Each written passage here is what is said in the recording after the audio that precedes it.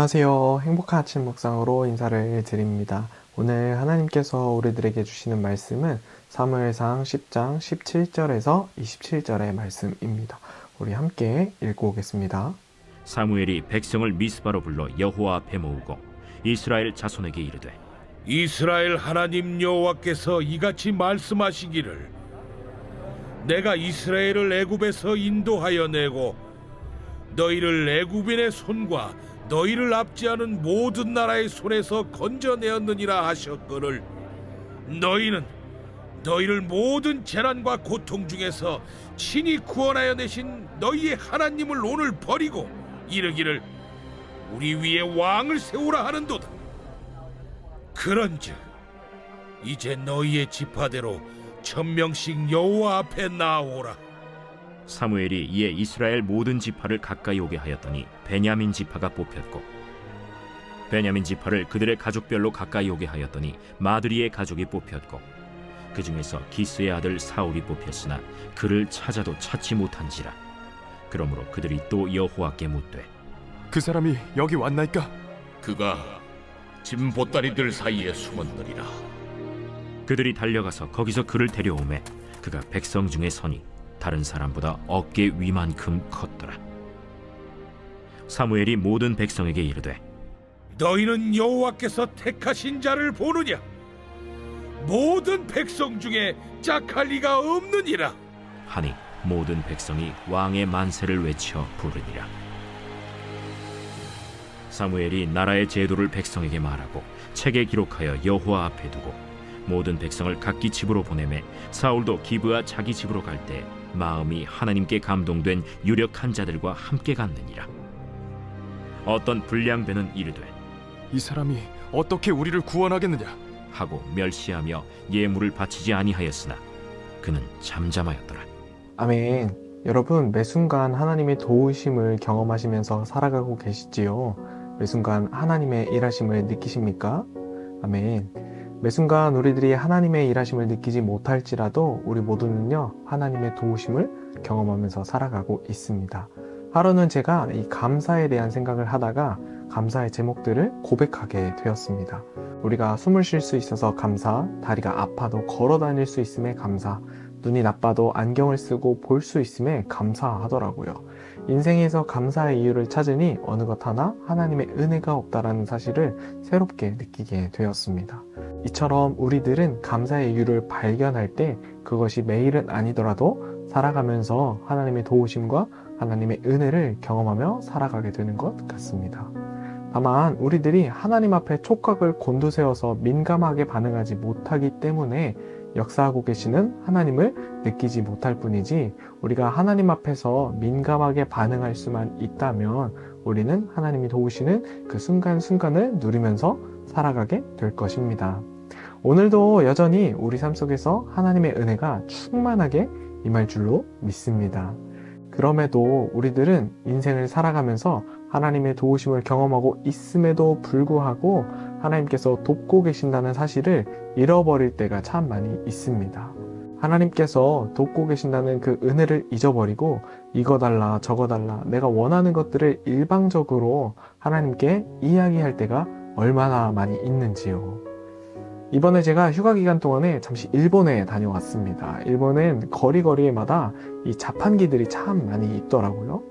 요즘 한국에는 길거리에 이 자판기가 많이 없어졌는데 일본은 아직도 이 자판기가 곳곳에 있어서 지나가던 사람들이 언제든지 원하는 음료를 돈을 넣고 뽑아 먹는 모습을 쉽게 볼 수 있었습니다.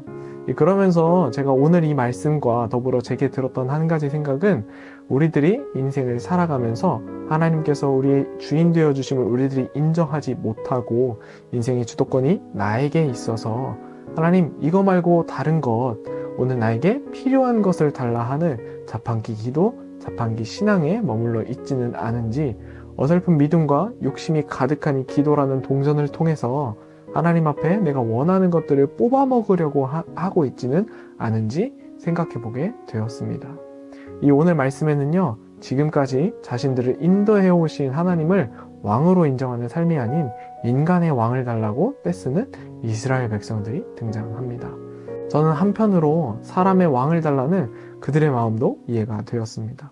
얼마나 잦은 전쟁과 침략으로 인해 불안했으면 그들이 자신들보다 더 강한 외부의 강력한 힘이 자신들을 보호해 주었으면 하는 마음이 들지 않았을까 생각해 보게 됩니다.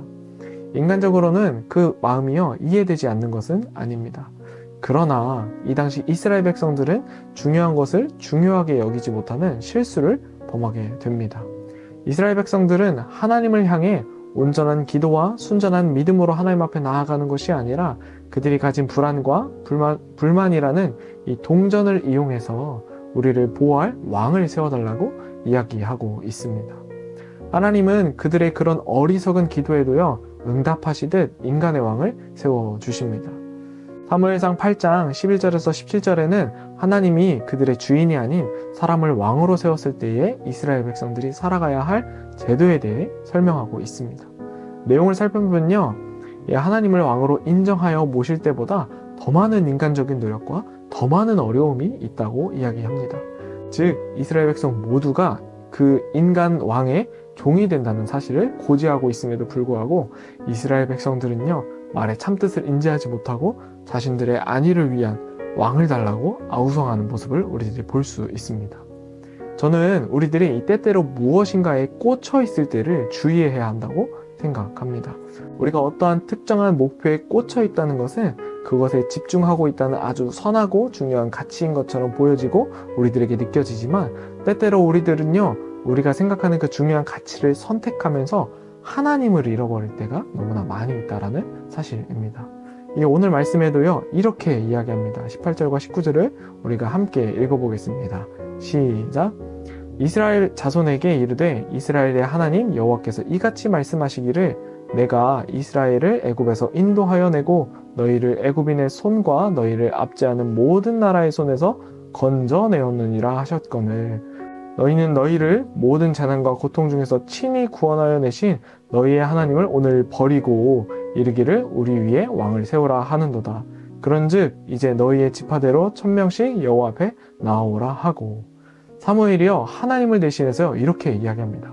하나님이 당신들을 애굽의 손에서 구해내시고 지금까지 살아오게 하셨는데도 불구하고 당신들은 지금 그 하나님을 버리고 새 왕을 달라고 이야기하고 있습니다 라고 이야기하고 있는 것입니다.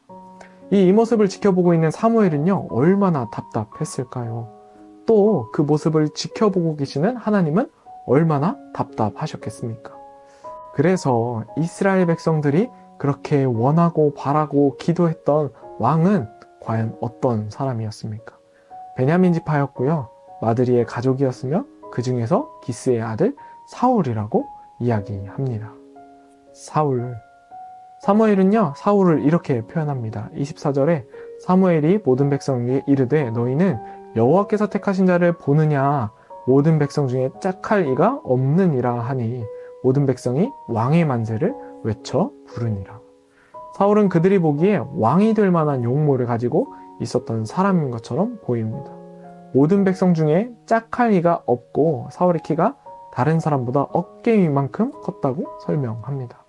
외적으로 보기에는요, 굉장히 훌륭했을 것입니다. 체격도 좋고 훤칠하고 자신들의 왕이 되기에 부족함이 없어 보였을 것입니다. 그러나 그들이 그렇게 왕으로 원했던 사울은요, 과연 어떤 사람이었을까요? 진보다리 사이에 숨어 있는 사람이었고요, 다른 사람들보다 어깨 위만큼 컸다고 이야기합니다. 사울은 진보다리 사이들 가운데 숨어 있는 모습으로 보아 왕이 될 만큼 포부가 큰 사람은 아니었다고 보여집니다. 다른 사람들보다 어깨 이만큼 컸다고 이야기하지만 이 컸더라의 이 원어를 찾아보면요, 히브리어로 가바인데 솟아오르다, 높아지게 되다라는 뜻도 있지만 상징적으로는 오만하게 되다, 거만하게 되다 라는 의미도 담겨 있습니다. 어쩌면 사울은 자신이 스스로 왕이 될 정도의 깜냥이 아니다 라고 생각했던 사람이며, 사람들이 자신을 치켜 세워줬을 때는 하늘 높은 줄 모르고 교만하고 오만했던 사람인 것이죠. 외적으로는 출중했을지 모르지만 내적으로는 알맹이가 없는 겉과 속이 다른 사람이었던 것입니다. 이스라엘 백성들이 원하는 완벽한 왕이 되기에는요, 부족한 사람이었다고 저는 생각합니다. 그런 사람을 왕으로 세우고도 좋아하는 이스라엘 백성들의 모습이 얼마나 안타깝습니까? 그런데 오늘 우리들이 그들을 쉽게 판단할 수 없는 것은요, 이런 어리석은 모습으로 오늘 자신들을 위한 새로운 왕이 세워졌다고 즐거워하는 사람들이 오늘 우리들의 모습이기도 하기 때문입니다. 외형적으로 보여지는 모습으로만 기뻐하는 백성들과 자신의 분수를 모르고 우쭐해 있는 사울의 모습을 통해 여러분들은 어떤 마음을 느끼십니까? 그렇다면 오늘 우리들은요, 오늘 하루 어떤 마음으로 살아내야 할까요? 바로 우리 눈에 보기 좋은 것들을 선택하는 것이 아닌 우리의 중심을 보시는 하나님을 선택해야 한다는 사실을 기억할 수 있기를 소망합니다. 오늘 하루도 우리 눈에요, 나이스하게 보이는 것들을 쫓아 살아가는 인생이 아니라 참된 가치를 선택할 수 있는 믿음의 인생, 중요한 것들을 중요하게 생각할 줄 아는 성숙한 믿음의 소유자들이 다 되시기를 예수님의 이름으로 축복합니다. 기도하겠습니다. 사랑의 하나님 감사합니다. 오늘 말씀을 통해 은혜 주심에 감사드립니다. 이 세상에는 우리들의 눈을 즐겁게 하고 유혹할 만한 것들이 참 많이 있다는 것을 우리들이 느낍니다.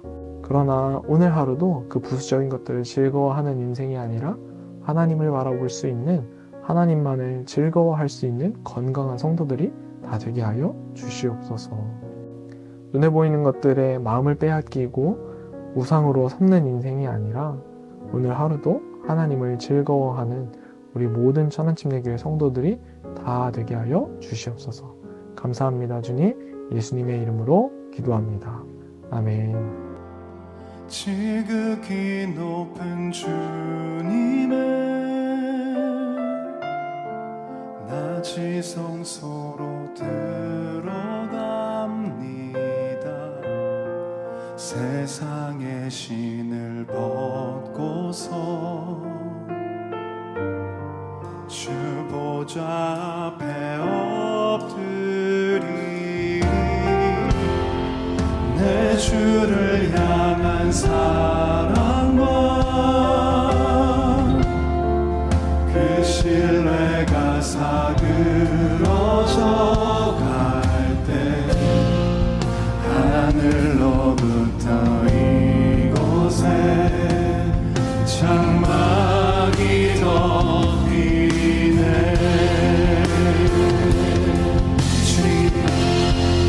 이곳을 덮으소서. 이곳을 비추소서. 내 안에 무너졌던 모든 소망 다 회복하리니.